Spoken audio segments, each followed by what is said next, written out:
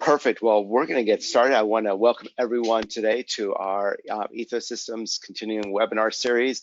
And today we have the awesome honor of having Susan Walworth do our credit card and tips and tricks on processing credit cards in Sage Intacct.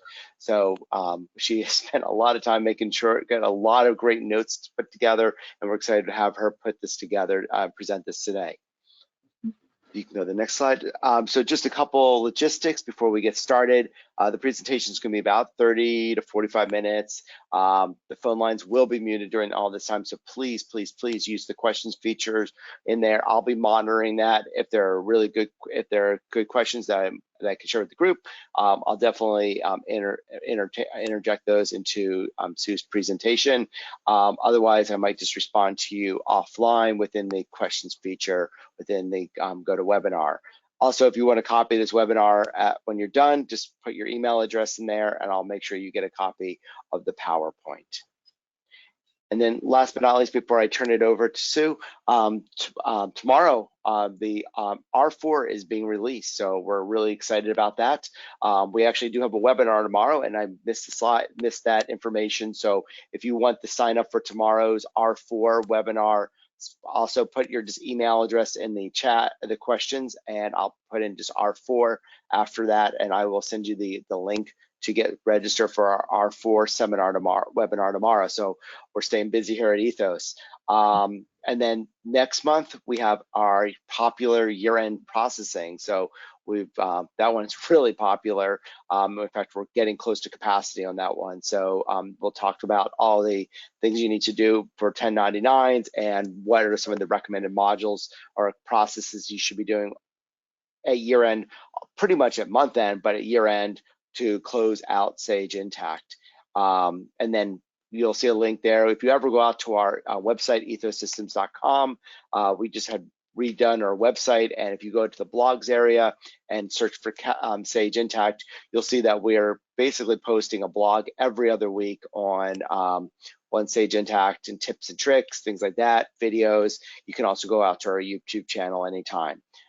Enough about that. I think we're here for one reason, and that is for Sue to talk about credit cards. So without further ado, Sue, I'm going to turn it over to you. Thank you, Stuart. Okay. Hi, so I'm Sue Walrath. I'm one of the senior consultants here with ETHOSystems, and I have tried to pull together some different scenarios and things to think about before you even set up your credit cards in Intacct, with the hopes that one of these tips will help at least one person out there in the audience today, because credit cards can be quite complex in many different ways. The first thing that we need to keep in mind when you're getting ready to implement Intacct or implement your credit card process within Intacct is that Intacct can handle credit cards in multiple ways. So there's not just one correct way to do it. You need to take the time to talk with your team, look at your situation, and determine what is right for your company and your situation. We always advise planning and testing in your imp environment. The more testing, the better, just to ensure that this is going to work for you in the real world when you have tons of transactions coming through. So some of the things that we like to have our clients think about are as follows. How many credit cards does your company actually have? And do those cards have their own card number, or are there several people who use one credit card account? Who actually uses those cards, and what types of items, expenses, things are they used for? You need to determine whether or not you need to take charges that are billed from a credit card and pass them down to an invoice related to a project, because Intacct does have that ability. And then think about how you're going to get those transactions into Intacct. Are you using a third-party integration? Are you going to have one person manually entering the transactions? Are you going to have many employees entering their transactions as expense reports? And then how often will these be entered into the system? Obviously, some people will be doing it on a weekly or even daily basis, but there are some companies who may have a worse a case scenario where it makes the most sense to do it when the statement is received. And there are, again, different ways to handle that are going to make your work life easier.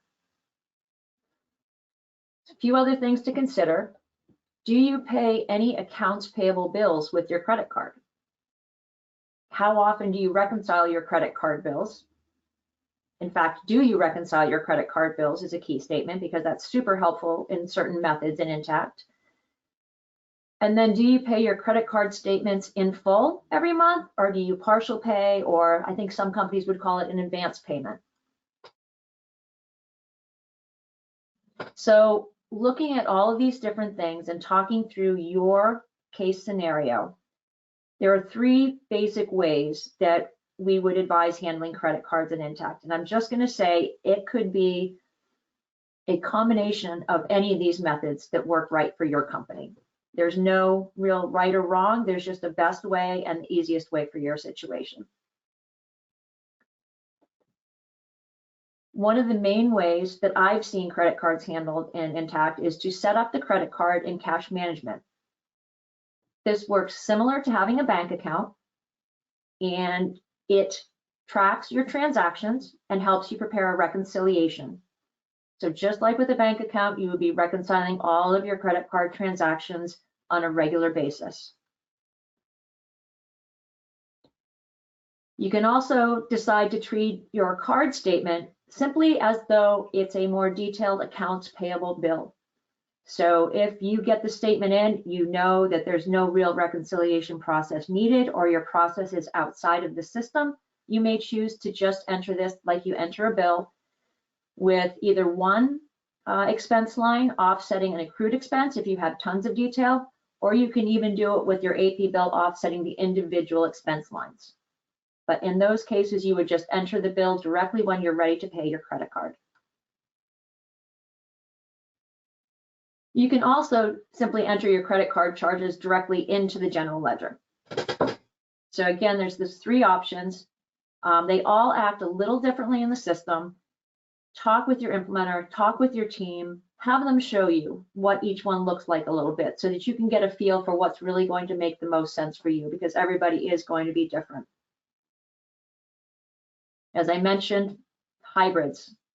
Not unusual to have multiple ways to do this, but test, test, test. Please make sure you're comfortable. So one of the methods that I see a lot of confusion with at times is what we call the cash management method. And that's the method where you're setting your credit card up as if it's a bank statement.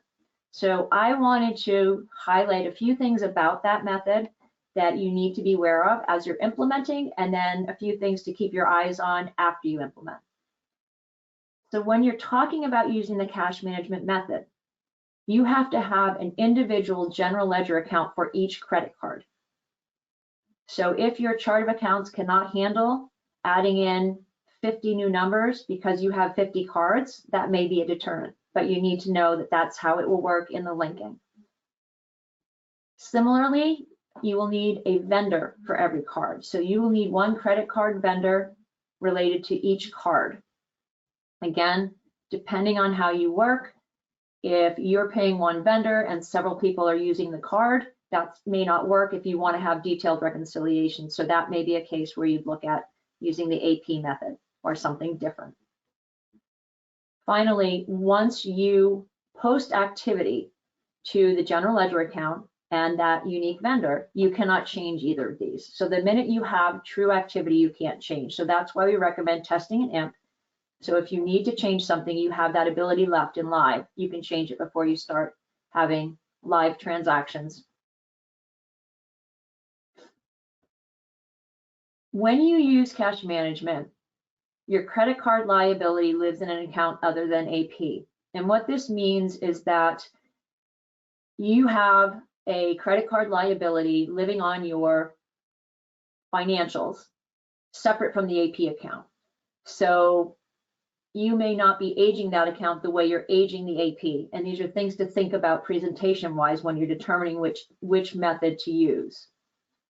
So with your cash management, in order to push your charges into your AP account and pay them off, you use a function that's called a charge payoff. So you have to make sure you collate everything for your charge payoff to move it to AP. And a little trick that I've seen that sometimes is not obvious on the face of it is if you're paying your AP bills with your credit card and you are also creating direct charge card transactions, both of those types of transactions need to be included in your charge payoff when you move it to AP for payment. Intacct does not support the use of funds transfer when you're paying off a credit card charge in AP. It will allow you to select that option, but there are certain things that you cannot then unwind. So we strongly prohibit the use of that methodology. Even though you might see the selection there in your processing, do not use it, because anything that needs to be corrected then becomes a little bit of a tangle. So don't use funds transfer when you're using credit card charges and accounts payable. They've also mentioned that this may actually be discontinued in the future, and I believe that's simply because it's not a clean unwinding process. As I say, you can't easily go back, reverse, and correct, and therefore they're talking about completely discontinuing it.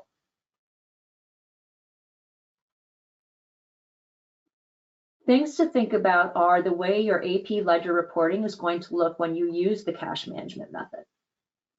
So there is an option that I will show you in a screen shortly that has to do with including or excluding your credit card charges when you run your ledger accounts, your ledger detail reporting and your aging. When you create a credit card charge, Intacct also enters the transaction into the charge card's vendor account in the AP ledger. So it impacts the way your vendor aging will look if you don't consider that button. So we ask that you just be careful how you run your reports when you're trying to do your reconciliations. If you exclude your credit card transactions, your general ledger AP account is going to be the AP trial balance with credit cards excluded, plus your credit card liability account balances. So just to try and expand, and I apologize, this is a little small, but this is the option that we're talking about on the ledger screen. If you look down towards the bottom, you can either choose to exclude or include credit cards. So in this instance, I am excluding a credit card charge and I am running it for my credit card vendor. You see I've got a blank report here. If I leave that blank and I have it including my credit card charges, my report now looks different. You now see my $25 charge and my outstanding balance on that card.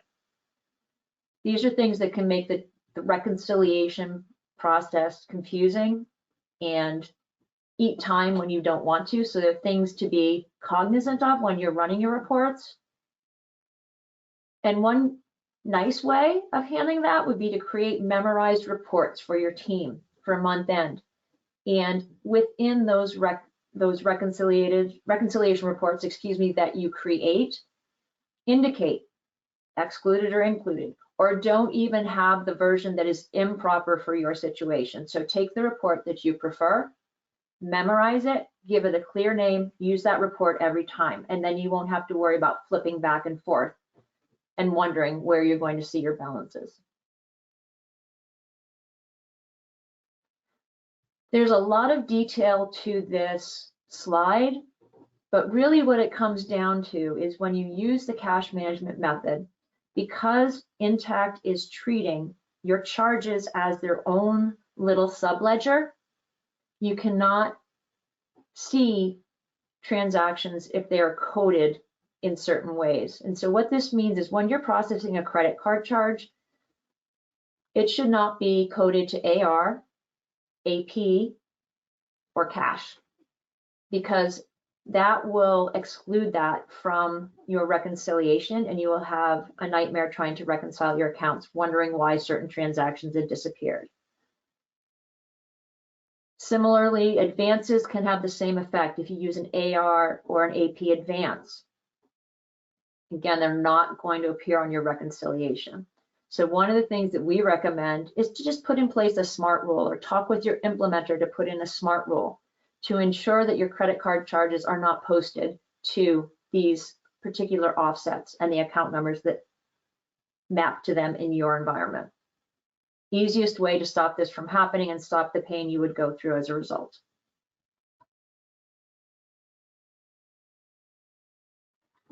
The first reconciliation you do on a credit card is very much like the first reconciliation you do on a bank account.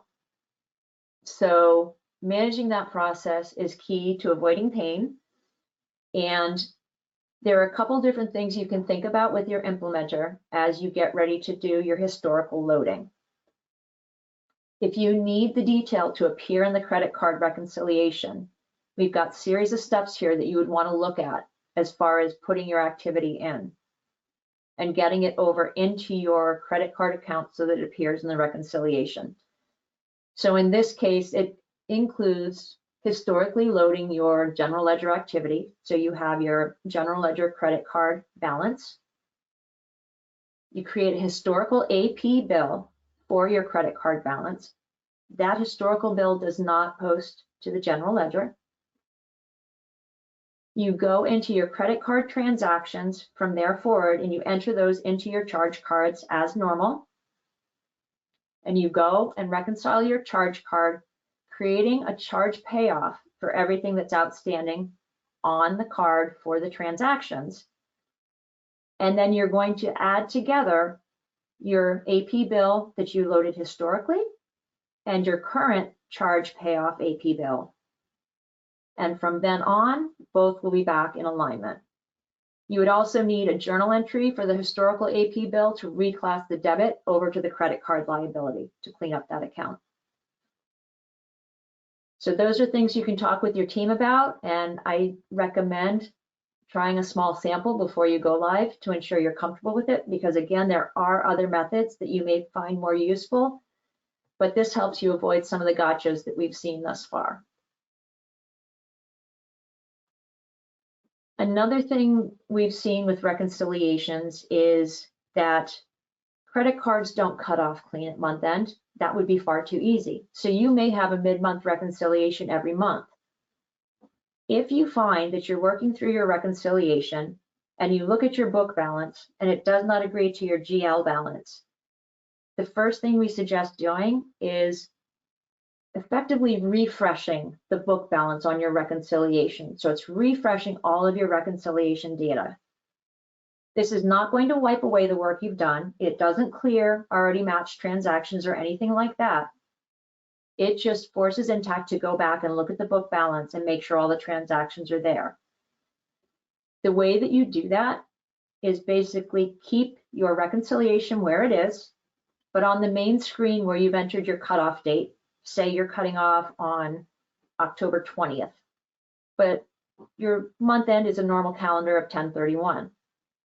On your reconciliation, the next time you go and tell it you're really cutting off as of 10/31 and continue on into your reconciliation.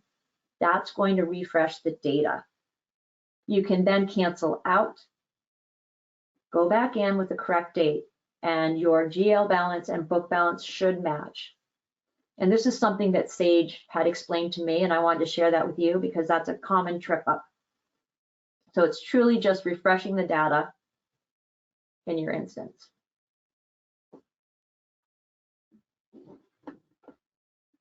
Also with the cash management method, if you are thinking about importing your transactional data rather than entering it directly through cash management and credit card charges, you have a couple of different ways you can choose to do this. You can do it summary or individual. The template is in the company setup checklist, but one thing that I want people to note is if you need to include those charges in a bill to someone related to a project, i.e. you need to pass that down onto an invoice to someone else, this template does not include the appropriate flag. So you would need to go in and import those charges through AP, where you can select the billable flag, And then you can ensure those will be passed on down to your project level so that you can create your project invoice with your credit card transactions as they need to bill your customers.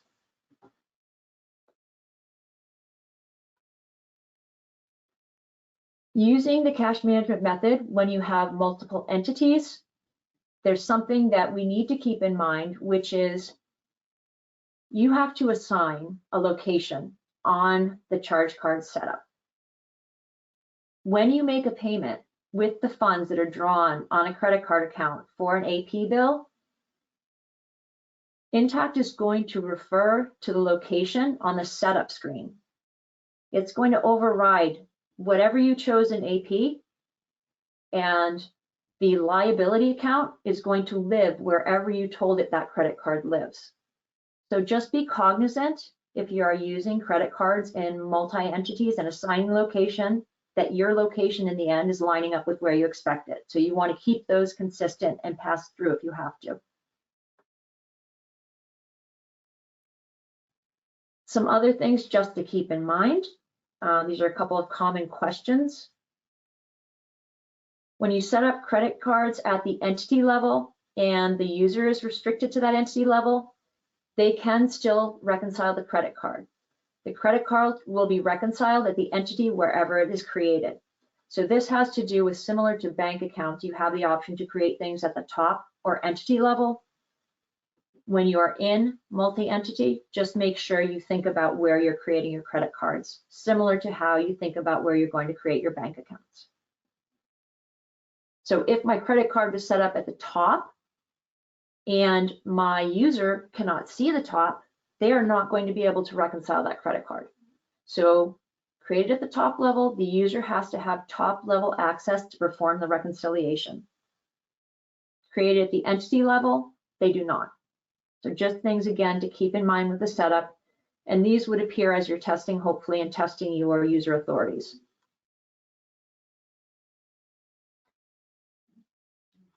Again, just kind of reiterating what I had before, which is when you make the payment, it is going to be tagged also with the department on the credit card. So if you're specifying department on a credit card, that will also default. So certain screens are going to default back to your credit card setup screen in cash management, not where you are setting the entry in AP.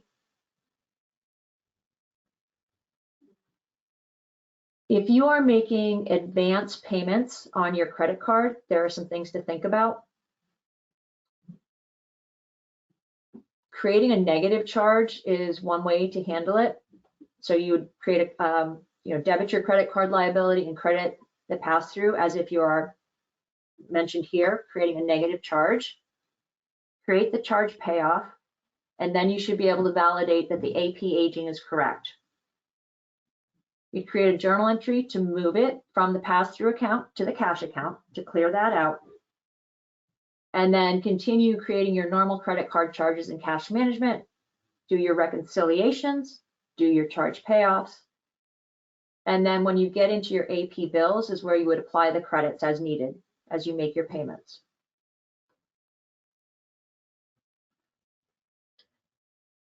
Few other ideas that we feel are helpful.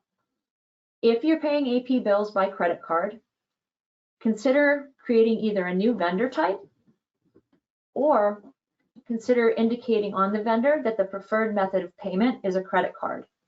You can then use that to simplify your bill paying process.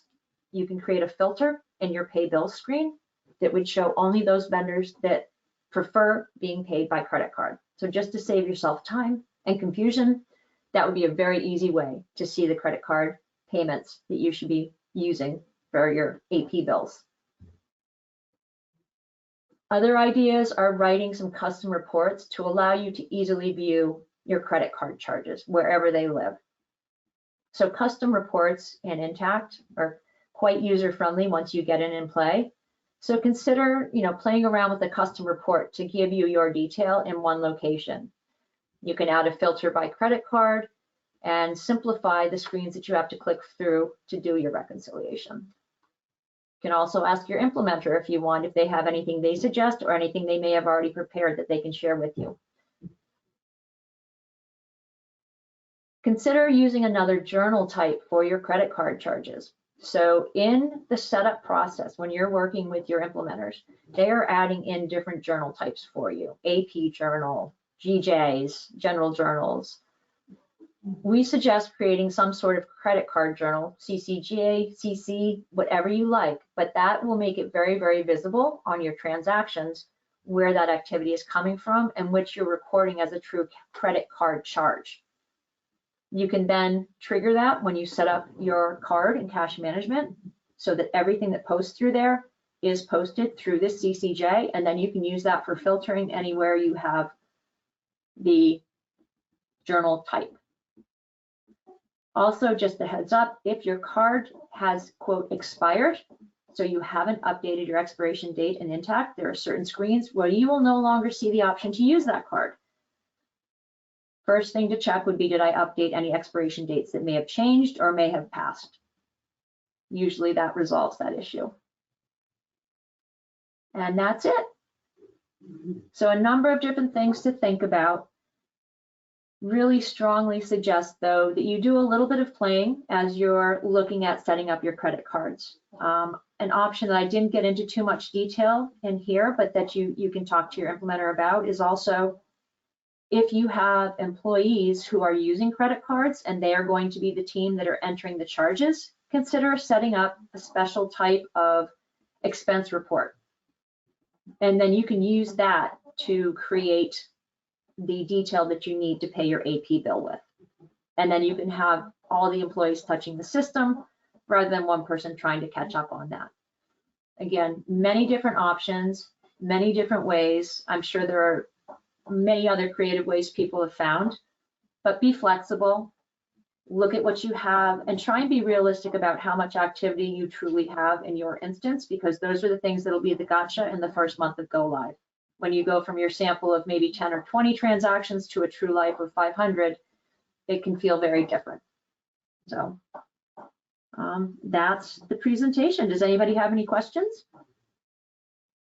So there was a couple questions that came in, but I answered them throughout the process here. So so I think unless there's, I'll give it another second here to see if there's any other last questions. But really, Sue, again, appreciate you putting this little time. It's not one of these that you just show up and do a webinar. You spent a lot of time preparing, and we highly appreciate that. You did a great job, so thank you very much. Thank you. I don't see any questions at this point here, so if you do have any questions, feel free to reach out to us at any given time. Otherwise, really want to thank everyone for their time today, and have a great day. Take care. Thanks. Thank you.